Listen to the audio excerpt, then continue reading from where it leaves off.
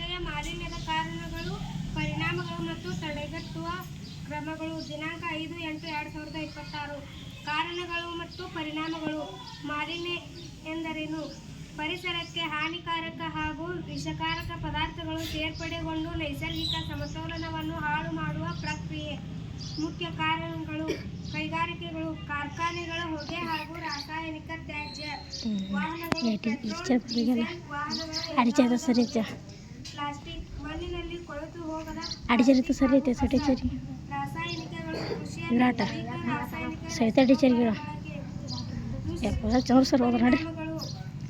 ಆರೋಗ್ಯ, ಆಸ್ತಮಾ,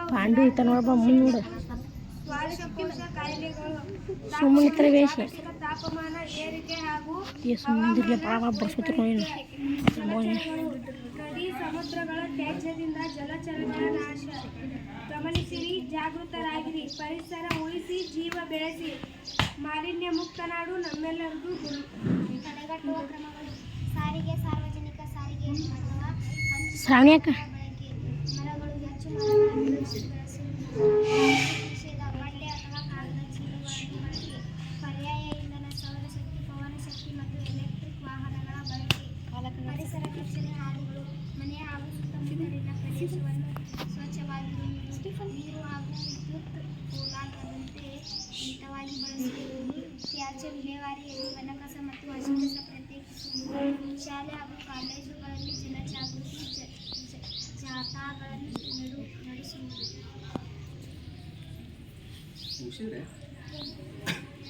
ಇವತ್ತಿನ ಸಚೇತನ ಚಟುವಟಿಕೆ ಮಾಲಿನ್ಯ ಹಾಗೂ ಅದರ ಕಾರಣಗಳು, ಪರಿಣಾಮಗಳು ಮತ್ತು ತಡೆಗಟ್ಟುವಂತಹ ಕ್ರಮಗಳು.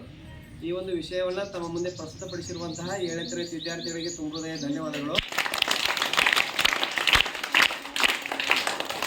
ಮಾಲಿನ್ಯದಲ್ಲಿ ವಿಧಗಳು ಬರ್ತಾ ಇದ್ದಾವೆ. ಮಾಲಿನ್ಯ ಅಂದ್ರೆ ಏನಪ್ಪಾ ಅಂದ್ರೆ ಅನಪೇಕ್ಷಿತವಾದಂತಹ ಬದಲಾವಣೆ, ಪರಿಸರದಲ್ಲಿ ಉಂಟಾಗುವಂತಹ ಅನಪೇಕ್ಷಿತವಾದಂತಹ ಬದಲಾವಣೆಗೆ ನಾವು ಮಾಲಿನ್ಯ ಅಂತ ಕರಿತೀವಿ. ಅದು ಗಾಳಿಯಲ್ಲಿ ಬದಲಾವಣೆ ಆಗ್ಬೋದು, ಮಣ್ಣಿನಲ್ಲಿ ಬದಲಾವಣೆ ಆಗ್ಬೋದು, ಜೊತೆಗೆ ಶಬ್ದದಲ್ಲಿ ಬದಲಾವಣೆ ಆಗ್ಬೋದು. ಸೊ ಈ ರೀತಿಯಾಗಿ 4 ವಿಧಗಳನ್ನಾಗಿ ಮಾಡ್ತೀವಿ ನಾವು ಮಾಲಿನ್ಯದಲ್ಲಿ. ಶಬ್ದ ಜಾಸ್ತಿ ಆದರೆ ಶಬ್ದ ಮಾಲಿನ್ಯ, ಗಾಳಿಯಲ್ಲಿ ಅನಪೇಕ್ಷಿತ ಬದಲಾವಣೆ ಆದರೆ ವಾಯು ಮಾಲಿನ್ಯ ಅಂತ ಕರಿತಾ ಇದ್ದೇವೆ, ನೀರಿನಲ್ಲಿ ಅನಪೇಕ್ಷಿತವಾದಂತಹ ಬದಲಾವಣೆ ಆದರೆ ಅದು ಜಲ ಮಾಲಿನ್ಯ ಅಂತ ಕರಿತಾ ಇದ್ದೇವೆ, ಜೊತೆಗೆ ಮಣ್ಣಿನಲ್ಲಿ ಬದಲಾವಣೆ ಉಂಟಾದ್ರೆ ಅದು ನಮಗೆ ಬೇಡದ ಬದಲಾವಣೆ ಆದ್ರೆ ಅದನ್ನು ನಾವು ಮಣ್ಣಿನ ಮಾಲಿನ್ಯ. ಸೊ ಈ ಮಾಲಿನ್ಯವನ್ನ ನಾವು ತಡೆಗಟ್ಟಬೇಕಾದ್ರೆ ಮುಖ್ಯವಾಗಿ ವಿದ್ಯಾರ್ಥಿಗಳು ಏನ್ ಹೇಳಿದ್ರಪ್ಪ ಅಂದ್ರೆ ಗಿಡ ಮರಗಳನ್ನು ಬೆಳೆಸ್ಬೇಕಂತ. ಅಲ್ಲಿ ಕೊನೆಗೆ ಒಂದು ಸ್ಟೇಟ್ಮೆಂಟ್ ಇದೆ, ಗಿಡ ಮರಗಳನ್ನ ಬೆಳೆಸ್ಬೇಕನ್ನೋದು. ಅಂದ್ರೆ ಎಲ್ಲಾ ಮಾಲಿನ್ಯಕ್ಕೆ ಅತ್ಯುತ್ತಮವಾದಂತ ಪರಿಹಾರ ಏನಪ್ಪಾ ಅಂದ್ರೆ ಗಿಡಗಳನ್ನ ನೆಟ್ಟು ಬೆಳೆಸುವಂತದ್ದು. ಯಾವಾಗ ನಾವು ಗಿಡಗಳನ್ನ ನೆಟ್ಟು ಬೆಳೆಸ್ತೀವೋ ಸಂಪೂರ್ಣವಾಗಿ ಪರಿಸರದ ಅಂದವನ್ನ ಹೆಚ್ಚಿಸುವುದರ ಜೊತೆಗೆ ಈ ಮಾಲಿನ್ಯವನ್ನ ತಡೆಗಟ್ಟುವಲ್ಲಿ ಏನಪ್ಪಾ ಅಂದ್ರೆ ಗಿಡ ಮರಗಳು ಪ್ರಮುಖವಾದಂತಹ ಪಾತ್ರವನ್ನ ವಹಿಸ್ತಾವ. ಆದ್ರೆ ಗಿಡ ಮರಗಳನ್ನ ಕಡಿಬಾರದು, ಗಿಡ ಮರಗಳನ್ನ ಹೆಚ್ಚು ಹೆಚ್ಚು ಬೆಳೆಸುವ ರೀತಿಯಲ್ಲಿ ಏನಪ್ಪಾ ಅಂದ್ರೆ ನಾವು ಪ್ರಯತ್ನವನ್ನ ಪಡಬೇಕು. ಜೊತೆಗೆ ಏನಪ್ಪಾ ಅಂತಂದ್ರೆ ಅವ್ರು ಕೆಲವೊಂದು ಸಲಹೆಗಳನ್ನ ಕೊಟ್ಟರು, ಮಾಲಿನ್ಯಗಳನ್ನ ಆಗ್ಬಾರಂದ್ರೆ ನಾವ್ ಏನ್ ಮಾಡ್ಬೇಕಂತ ತಿಳ್ಕೊಂಡು. ಮುಖ್ಯವಾಗಿ ನಾನು ಒಂದೊಂದು ಪ್ರಮುಖವಾಗಿ ಹೇಳ್ತೀನಿ, ನಿಮಗೆ ಲಕ್ಷ ಕೊಡ್ರಿ. ಈಗ ವಾಯು ಮಾಲಿನ್ಯ ಆಗ್ಬಾರ್ದಪ್ಪ ಅಂತಂದ್ರೆ ಹೊರಗಡೆಗೆ ಪರಿಸರದಲ್ಲಿ ಯಾವುದೇ ವಸ್ತುಗಳನ್ನ ಸುಡಬಾರದು, ಅದರಲ್ಲಿ ಮುಖ್ಯವಾಗಿ ಪ್ಲಾಸ್ಟಿಕ್ ಗಳನ್ನ ಸುಡಬಾರದು. ವಾಯು ಮಾಲಿನ್ಯ ಆಗ್ತದೆ ಪ್ರಮುಖವಾಗಿ. ಇದು ನಾವು ಶಪಥವನ್ನ ಮಾಡ್ಬೇಕು, ನಾವು ವಾಯು ಮಾಲಿನ್ಯ ಮಾಡಲ್ಲ, ಹೊರಗಡೆ ವಸ್ತುಗಳನ್ನ ಸುಡಲ್ಲ.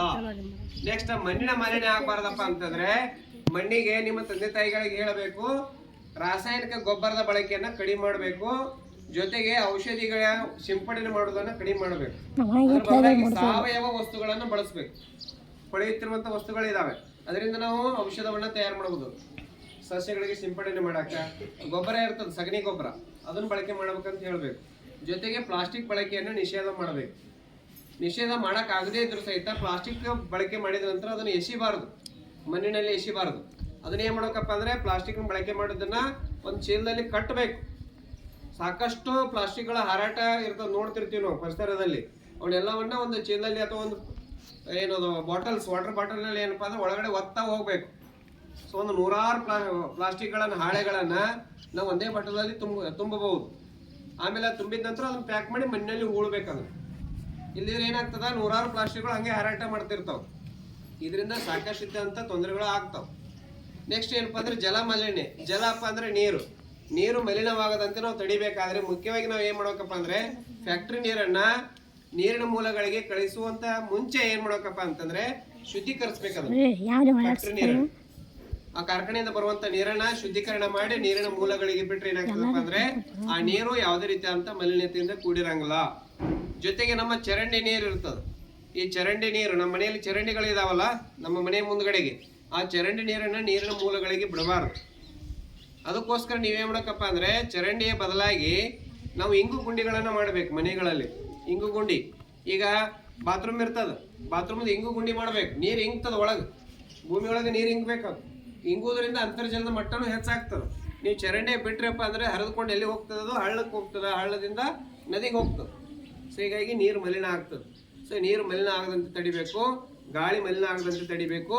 ನೆಕ್ಸ್ಟು ಹೆಚ್ಚಿನ ಶಬ್ದವನ್ನು ಉಂಟು ಮಾಡುವಂಥ ವಸ್ತುಗಳನ್ನು ಬಳಸಬಾರ್ದು. ಅದರಲ್ಲಿ ಪಟಾಕಿ, ದೀಪಾವಳಿಯಾಗ ನಾವು ಪಟಾಕಿಯನ್ನು ಹಾರಿಸ್ತೀವಿ, ಆ ಪಟಾಕಿ ಹಾರಿಸೋದನ್ನು ಬಿಡಬೇಕು. ನೈಸರ್ಗಿಕವಾದಂತಹ ಶಬ್ದವನ್ನು ಉಂಟು ಮಾಡುವಂಥ ವಸ್ತುಗಳನ್ನು ಬಳಸಬೇಕು. ಅದು ಪಟಾಕಿ ಶಬ್ದವನ್ನು ಉಂಟು ಮಾಡೋದ್ರ ಜೊತೆಗೆ ವಾಯು ಮಾಲಿನ್ಯವನ್ನು ಮಾಡ್ತದೆ. ಸೊ ಅಂಥ ಬಳಕೆಯನ್ನು ನಾವೇನು ಮಾಡಬೇಕಪ್ಪ ಅಂದರೆ ಕಡಿಮೆ ಮಾಡಬೇಕು. ಶಬ್ದ ಮಾಲಿನ್ಯ ನೋಡಿ, ನಮ್ಮ ಕಿವಿಗೆ ತೊಂದರೆ ಉಂಟಾಗ್ತದೆ, ಕಿವಿ ಸಹಿತ ಕಿವುಡ್ತನ ಉಂಟಾಗ್ತದ. ಜೊತೆಗೆ ಕಿವಿಯಲ್ಲಿ ತಮಟೆ ಅಂತ ಇರ್ತದೆ. ತಮಟೆ ಅಂದ್ರೆ ಏನಪ್ಪಾ ಅಂದ್ರೆ ವಸ್ತುಗಳು ಕೇಳಬೇಕಾದ್ರೆ ತಮಟೆನೇ ಕಾರಣ ನಮಗೆ. ಆ ತಮಟೆ ಏನಾದ್ರು ಹರಿತಪ್ಪ ಅಂತಂದ್ರೆ ಕಿವಿ ಸೂರಾಕ್ ಸ್ಟಾರ್ಟ್ ಆಗ್ತದೆ. ತಮಟೆ ಹರಿದಿದ್ದು ತಮಟೆಯನ್ನ ಯಾವ ವೈದ್ಯರು ಸಹಿತ ಅದನ್ನ ಸರಿಪಡಿಸಕ್ ಆಗಲ್ಲ, ಯಾವ ವೈದ್ಯರಿಂದನೂ ಆಗಲ್ಲ ಹರಿದಂತ ತಮಟೆಯನ್ನ ಸರಿಪಡಿಸೋದು. ಅದಕ್ಕೋಸ್ಕರ ಏನಪ್ಪ ಅಂದ್ರೆ ಆ ತಮಟೆ ಹೆಂಗಿರ್ತದಂದ್ರೆ ಈರುಳ್ಳಿ ಎಲೆ, ಈರುಳ್ಳಿ ನೋಡಿರಾ, ಉಳ್ಳಾಗಡ್ಡಿ ಸಿಪ್ಪೆ ಮ್ಯಾಗಿಂದು ನೋಡ್ರಿ ಇಲ್ಲ, ಅಷ್ಟೇ ತೆಳ್ಳಗೆ ಇರ್ತದೆ, ಇನ್ನೂ ಅದಕ್ಕಿಂತ ತೆಳ್ಳಗೆ ಇರ್ತದೆ. ಸ್ವಲ್ಪ ಏನಾದ್ರು ಚೂಪಾದ ವಸ್ತುಗಳನ್ನ ಕಿವಿ ಹಾಕೊಂಡ್ಬಿಟ್ರೆ ಅರ್ಧ ಬಿಡ್ತದ. ಡ್ರಮ್ ಇರ್ತದೆ, ಡ್ರಮ್ ನೋಡ್ರೆ ಇಂಗ್ಲಿಷ್ ನ ಡ್ರಮ್ ಅಂತ ಕರೀತಾರೆ, ಇಯರ್ ಡ್ರಮ್ ಅಂತ ಕರೀತಾರೆ. ಅದನ್ನ ಬರ್ಸ್ತಾರ ಡ್ರಮ್, ಜೋರ ಬರ್ಸ್ತಾರೆ ಏನಾಗ್ತದೆ ಡ್ರಮ್ ಹರಿತದಲ್ಲ. ಸೊ ಇಲ್ಲಿ ಸಹಿತ ಜೋರಾದ ಶಬ್ದ ಕೇಳಿದ್ರೆ ಕಿವಿಯ ಒಳಗಿನ ತಮಟೆನು ಹರಿತದೆ. ನೀವು ಮುಂದೊಂದ್ ದಿನ ಏನಾಗ್ಬೋದಪ್ಪ ಅಂದ್ರೆ ಕಿವುಡ್ರ ಆಗ್ಬೋದು. ಅದಕ್ಕೋಸ್ಕರ ಜೋರಾದ ಶಬ್ದವನ್ನ ಕೇಳಕ್ ಹೋಗ್ಬೇಡ್ರಿ, ಸೌಂಡನ್ನ ಮಾಡಬಾರ್ದು, ಅದು ಸೌಂಡ್ ಪೊಲ್ಯೂಷನ್ ಆಗ್ತದೆ. ಸೊ ಅದಕ್ಕೋಸ್ಕರ ನಮ್ಮ ಪರಿಸರವನ್ನ ಕಾಪಾಡುವಂತ ಜವಾಬ್ದಾರಿ ಯಾರ ಮೇಲಿದೆ? ನಮ್ಮ ಮೇಲಿದೆ. ಅದಕ್ಕೋಸ್ಕರ ನಾವೆಲ್ಲರೂ ಏನಪ್ಪಾ ಅಂದ್ರೆ ಶಪಥ ಮಾಡ್ಬೇಕು, ಪರಿಸರವನ್ನ ಉಳಿಸೋಣ, ಪರಿಸರವನ್ನ ಬೆಳೆಸೋಣ ಅಂತ ಶಪಥ ಮಾಡಬೇಕು. ನಾವು ಗಿಡಗಳನ್ನ ಹಚ್ಚಾಕ ಪ್ರಯತ್ನ ಪಡ್ಬೇಕು. ಎಷ್ಟು ಜನ ಗಿಡಗಳನ್ನ ಹಚ್ಚಿರ್ ಕೈ